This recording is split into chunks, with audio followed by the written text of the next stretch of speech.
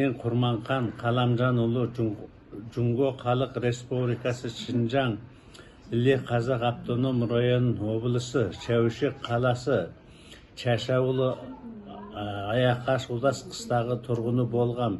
2009 жылы Қазақстан Республикасының азаматтығын алған. Бізге 1998 жылдан 2028-ге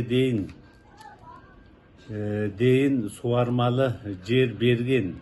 5 жансамын 112,5 му жер берген. Заңды кінашқасы бал. Бұл жердің майлау ақысын 2017 жылға дейін алған. 2017-ден кейін майлау ақысын бермей қойды. Бұны бермей отырған Күңшенің Липың деген шужи